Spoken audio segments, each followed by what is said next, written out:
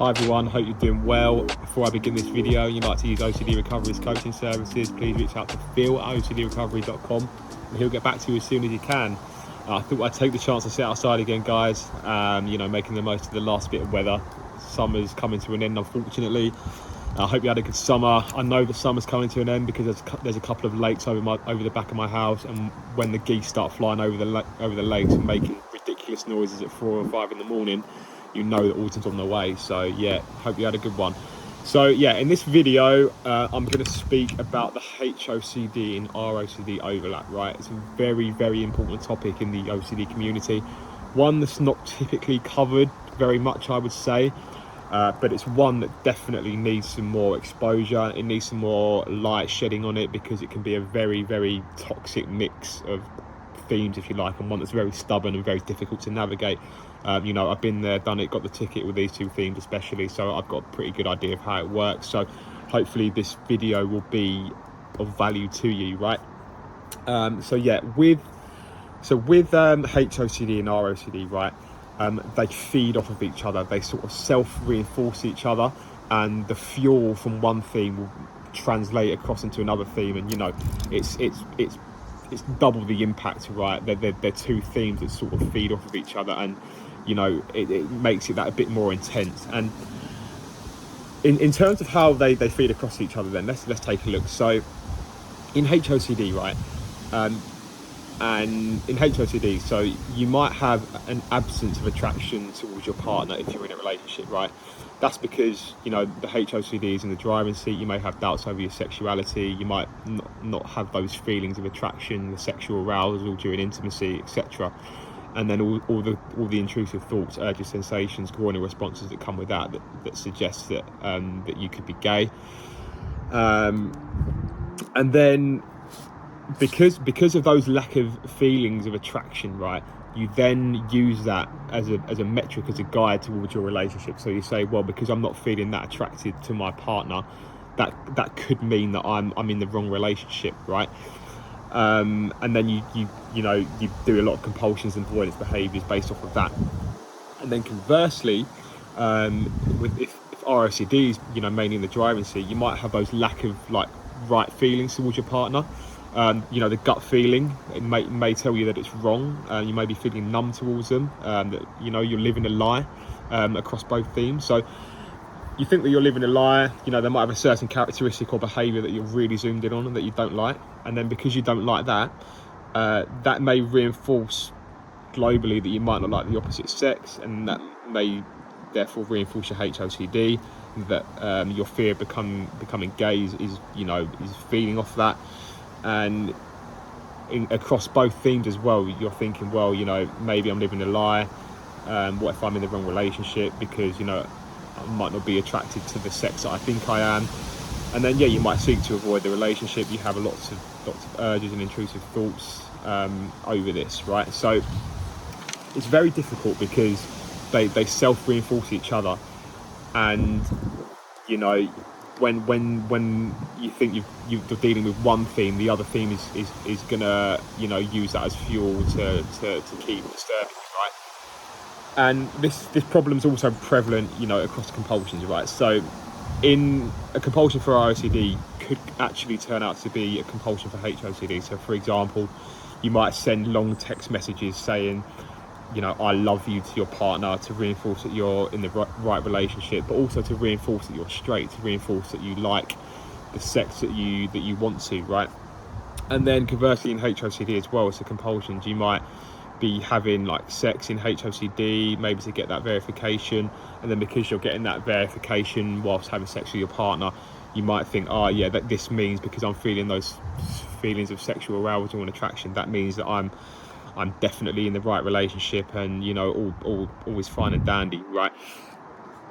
But it's not always the way, because as I said, it can seem very hopeless. It's like a complex web of these two themes, molding and calling the shots, right? And then let's just take a look at. So I'll come on to this bit first. I'll come on to people who are single with it. So obviously you've got people who are single with ROCD and HOCD, and people in relationships with HOCD and ROCD. So just carrying on with the relationship then. The main driver of that is you're very scared of losing your partner. You know, you really do value your relationship. That relationship is your last point of verification, if you like, towards your HOCD, because, you know, before OCD set in, you probably had some good moments with your partner, you know, enjoying sexual attraction, etc., intimacy, and you really want to cling on to that, right? You don't want to lose them. You also don't want to have that fear of rejection from somebody you love. You don't want the person that you're in a relationship with to not like you anymore, because, you know, obviously you value that relationship. You might also have a feeling of being alone, because if you're alone, then how are you gonna maybe satisfy your compulsions in HOCD by having sex, etc. So OCD really digs its heels in there, right? You might have guilt for potentially leading your partner on, wasting their time, wasting your time, fear of missing out, and it can feel very, very hopeless. You know, you can feel very stuck. You know, it's almost like you're stuck in a rock in a hard place with both of these themes having trapped you in a corner, right? And then let's just touch on being single with HOCD and ROCD. Then, when you're single with HOCD and ROCD, like you yearn for those right feelings towards someone, right? You're really zeroed in on them. You actually can get a bit desperate for a relationship, because you think once you get that relationship, then yes, that's the verification that I need. I can then, you know, potentially have regular sexual intimacy with this person, and, you know, get that evidence that I'm straight. But however, having said that, it's very common with HOCD and ROCD, despite yearning that, you actually can end up avoiding relationships, avoiding dating, because you're almost waiting for that certainty to arrive before you get into that relationship. You're waiting for the certainty that you're straight, and you're waiting for the certainty on actually finding the right partner. But, you know, in OCD, right, waiting for those things, waiting for certainty, is like waiting for a train that's just never going to arrive, right? And, you know, not dating and, you know, avoiding relationships is of course a classic avoidance behaviour. And what you need to do in that situation then is you need to go towards that. So like in HOCD and ROCD in a relationship, sorry to bounce between them, if you're in that position, you want to try and stay in the relationship. And if you're single with HOCD and ROCD, you want to try and go towards that, right? And, you know, a big part of this, as I mentioned, is living a lie. Like living a lie with the wrong partner, living a lie that you're the wrong sexuality. Breaking that down is going to be absolutely critical in your recovery from HOCD and ROCD. You know, even if I was living a lie, would that really be the end of the world? You know, those people in, especially the Middle East, Pakistan, where Momin's from, they've had to live a lie their whole life.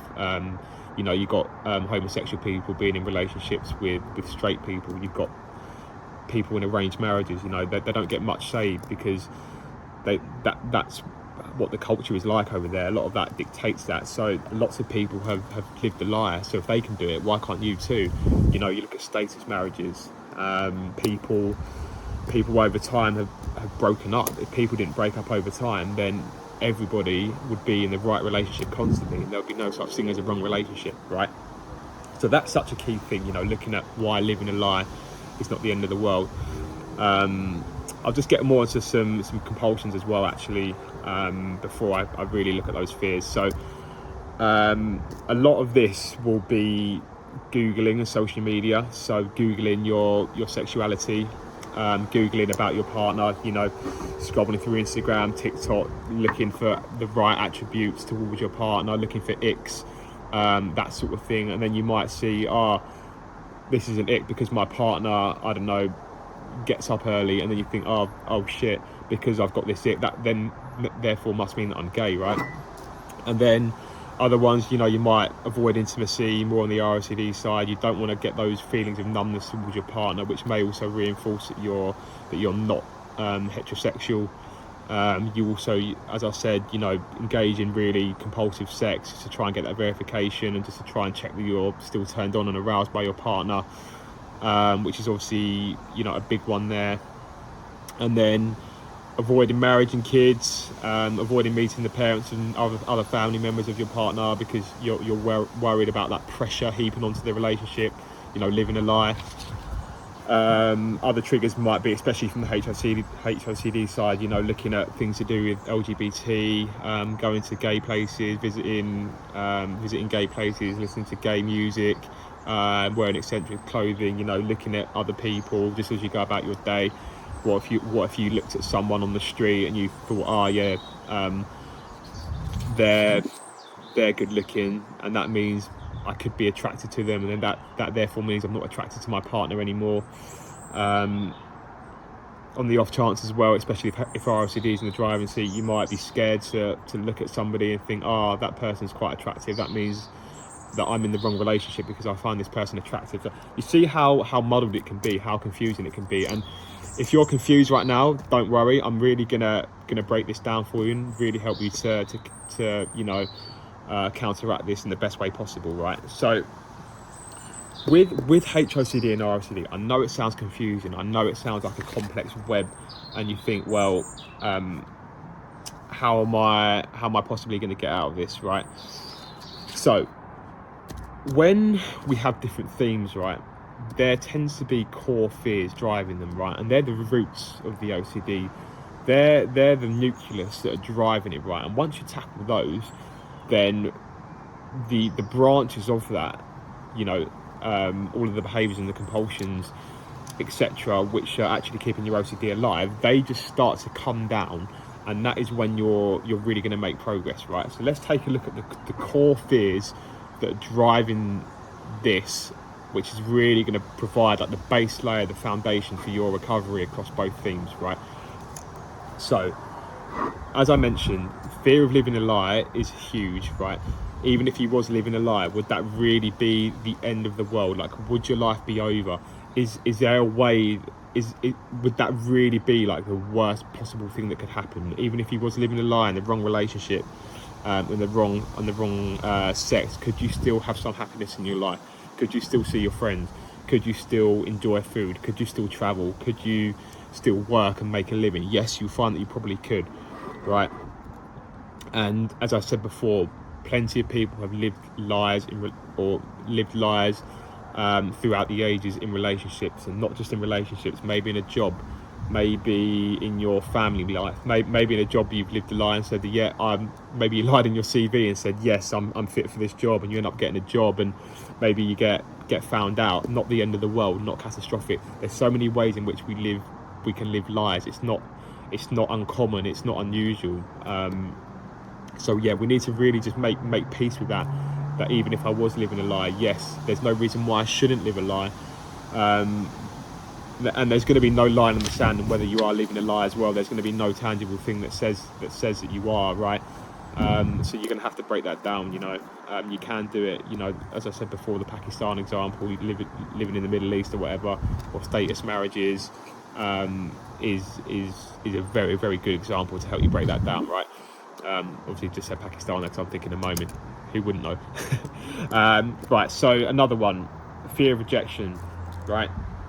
You're very scared of what your partner's going to think of you if you break up with them, because obviously you like your partner, you value them, you don't want to be rejected by your partner, and then, you know, fear of self-rejection as well. So what if I break up with my partner who's really good for me? I'm going to hate myself.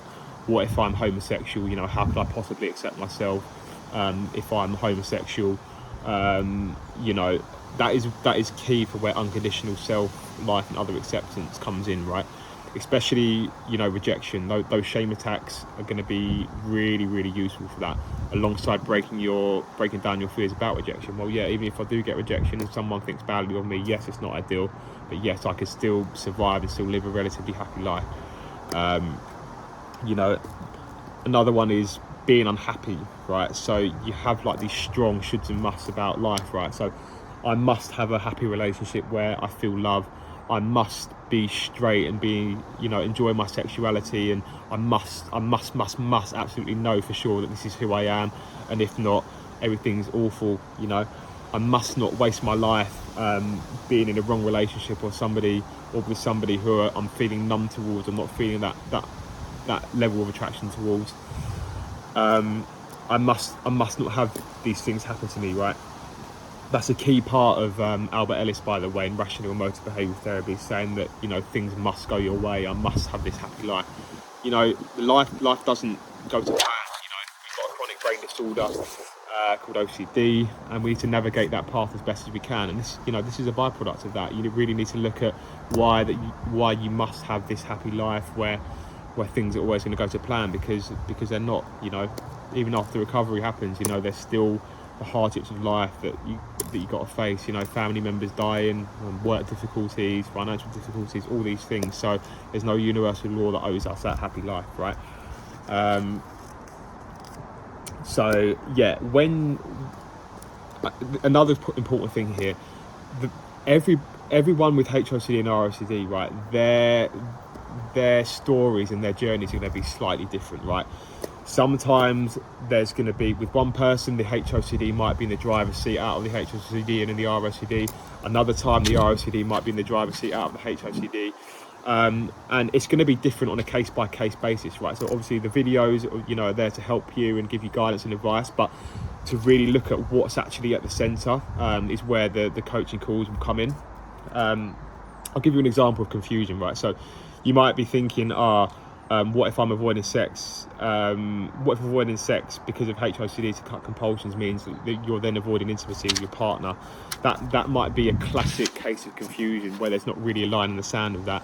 And what I'd say to that is, you know, we always try and suggest balance. Like, for example, you could cut out sex and still spend some time with your partner, you know, like having dinner and watching a film and having some time together, but not necessarily engaging in the compulsive act of sex, which can be compulsive. As we say as well, not everything's a compulsion, but, you know, as I said there, it really does depend on a case-by-case basis about what's in the driving seat out of these two things. But having said that, you know, tackling the core fears is like tackling the roots across these two themes, right? And as you really sort of look into those core fears, which I've outlined there, you know, fear of living a lie, fear of self and other rejection, you know, being unhappy, you'll find that you'll make some really, really good progress with HOCD and ROCD as they overlap and intertwine, right? So I hope this video is helpful for you guys, and yes, I'll see you in the next one. Take care.